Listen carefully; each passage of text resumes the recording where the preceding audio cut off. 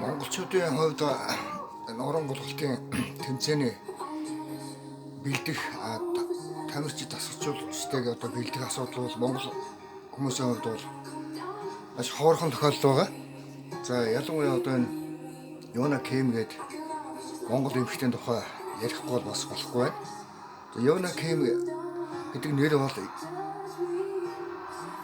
Юни Ким нэрний нууц тайлбар бол Яна хинбэ гэсэн утгатай үгнээс үүсэлтэй нэр байгаа. За энэ Монгол эмэгтэй өөр Монгол оронд одоо бэлтгэл сургууль хийгдэх нь одоо том байгаа. Учир нь одоо яг тийм олон улсын олимп болон дэлхийн аврагт одоо бэлдэх тийм орон гулгалтын талбай бол Монголд байгаагүй. Байсан ч одоо тэр нь их очир дутагдaltaй үйл явдал байсан байна. За энэ Монгол эмэгтэй өмнө Солонгос улсад бэлтгэл сургууль хийж олон ч одоо үйл явдал оролцсон. Дэлхийн болон олимпийн аврах медаль хүртсэн одоо эмэгтэй байгаа. За энэ Монгол эмэгтэйн тухай бас өвлөхгүй болох. За энэ Монгол эмэгтэй бол өөрөө өмнө Солонгост гэрээгээр ажиллаж байсан. Хэлийг бол өөрөө явцын дунд сурсан байгаа. Солонгос хэлийг. Тэгээд солонгос хэлний материалыг өөрөө бие даа суралцсанаас гадна солонгос хэлний орчуулгын товчтой ном эслэвар одоо зохион бүтээсэн хүн байгаа гэдгийг ойлгох хэрэгтэй байгаа. За энэ төгөлдөр хуурч үжигчин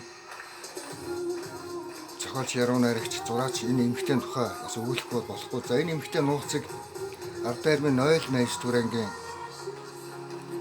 Балчимгүй одоо цэргүүд тухайн үед одоо 1987 онд одоо цэргийн алба хаалсан нөхдүүд одоо энэ эмэгтэй нууцыг одоо олж мэдээд өнөөдөр одоо энэ эмэгтэй өөрийнх нь нууцыг одоо ашиглаж нэр хүндийг ашиглаж маш одоо аюултай байдалд оруулсан. Тухайлбал одоо энэ эмэгтэй нууцыг мэдснээр гадаад орнууд ялангуяа Япон, Солонгост очиж заллин хийх явдал бол маш их байна.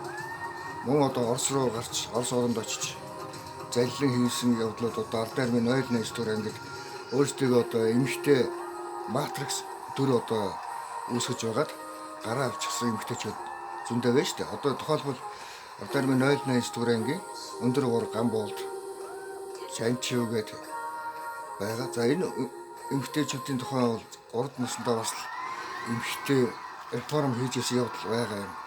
За энийг цаашдаа нэлээд сайн судлахгүй болохгүй. За энэ эмэгтэй бол маш нууцлаг эмэгтэй дүрхийг одоо дахин өгүүлж байна гэдгийг ойлгох зүйтэй.